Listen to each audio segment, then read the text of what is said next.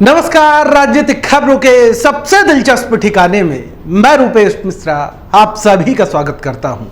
Corona का कोहराम बदस्तूर पैर पसार रहा है और अब शहर जैसे ही हालात अब गांव के खराब होने लगे हैं। यदि गांव के किसी भी व्यक्ति से आप बात करेंगे तो मालूम पड़ेगा कि घर के घर बीमार पड़े हैं।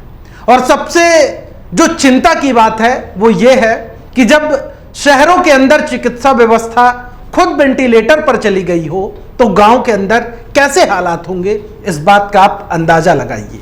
सूबे के मुख्यमंत्री अशोक गहलोत खुद इस बात को लेकर चिंता प्रकट कर चुके हैं कि गांव के अंदर जो कोरोना है वो बेहद तेजी से फैल रहा है और जो वहां के सरकारी अस्पताल हैं उनकी व्यवस्था कितनी बदहाल है वो किसी से छिपी नहीं है। सरकार के मंत्री और विधायक खुद इस बात को जानते हैं और जनता के सामने भी कहते रहते हैं। प्रधानमंत्री नरेंद्र मोदी ने भी आज गांव में जिस प्रकार से कोरोना फैल रहा है उसको लेकर चिंता व्यक्त की है। लेकिन सवाल यह है कि क्या चिंता व्यक्त कर देने भर से समाधान निकल आएगा? समाधान कैसे निकलेगा? क्या सरकारों को नहीं पता था कि यह कोरोना महामारी गांव में भी एक न एक दिन जाएगी? उसका कोई रोड मैप तैयार किया जाता? खैर ऐसा नहीं हुआ। जब संकट पहुंच गया, जब गांव के गांव बीमार पड़ने लगे, तब जाकर इस पर मंथन हो रहा, चिंतन हो रहा है, तब जाकर टीमें तैयार की जा रही हैं। यानी जब संकट घर के अंदर आ गया तब उसके समाधान की बात की जा रही। लेकिन अब जो तीर है वो कमान से निकल चुका है, सरकारों के हाथ से बाजी निकल चुकी है और जो तमाम व्यवस्थाएं हैं वह भगवान भरोसे हैं।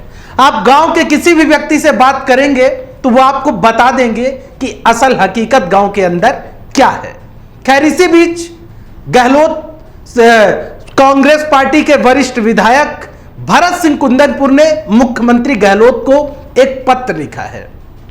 हो सकता है कि ज्यादातर लोग भरतपुर कुंदनपुर के इस पत्र में जो उन्होंने बातें कही हैं उससे सहमत ना हो, लेकिन एक बार कहीं ना कहीं यह बात सही लगती है।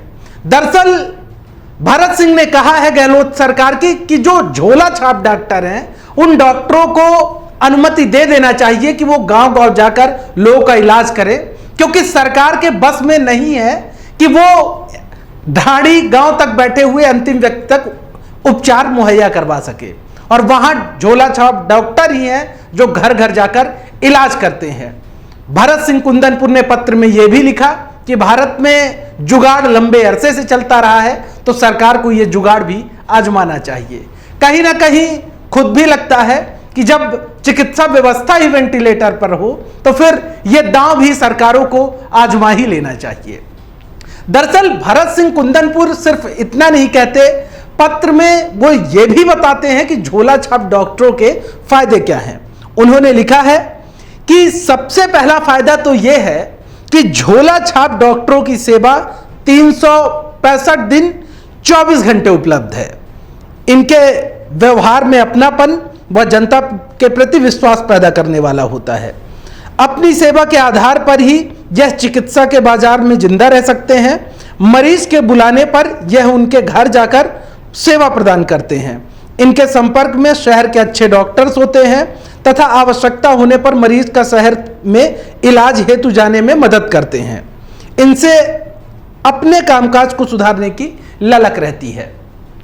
खैर यह अलग बात है कि सरकार इस पर क्या फैसला करती है, लेकिन कहीं ना कहीं जो भरत सिंह कुंदनपुर है इनके इस पत्र से सहमत हुआ जा सकता है। और यदि सरकार ऐसा कुछ नहीं कर पा रही है तो सरकार को अपना प्लान आम जनता के सामने रखना चाहिए कि गांव में जिस प्रकार से लोगों की जानें जा रही हैं उन्हें कैसे बचाया जाएगा।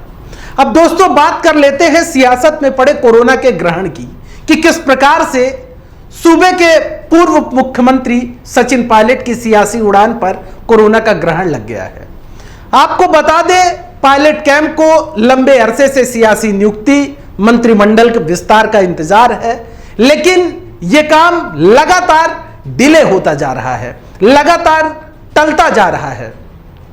आपको याद होगा प्रदेश प्रभारी अजय माकन कई मर्तबा डेडलाइन दे चुके, कई मर्तबा यह बात कह चुके थे कि जल्द ही मंत्रिमंडल विस्तार होगा, जल्द ही राजनीतिक नियुक्ति होंगी। उपचुनाव के बाद तो लगभग तय हो गया था कि अब ऐसा होने ही वाला है।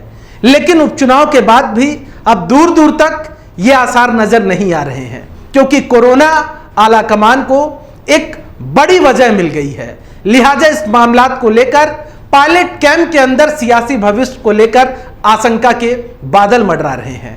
वहीं सियासी विश्लेषकों का कहना है कि जैसे ही स्थिति सामान्य होगी वैसे ही पायलट कैंप इस मामलात को लेकर फिर से मुखर हो सकता है। खैर, किस प्रकार से वो मुखरता होगी और कैसे सियासी टकराव शुरू होगा, ये बात का इस सवाल का जवाब तो वक्त की गर्भ में छिपा है। दोस्तों, कल फिर हाजिर होंगे सियासत की दिलचस्प खबर लेकर। तब तक के लिए नमस्कार।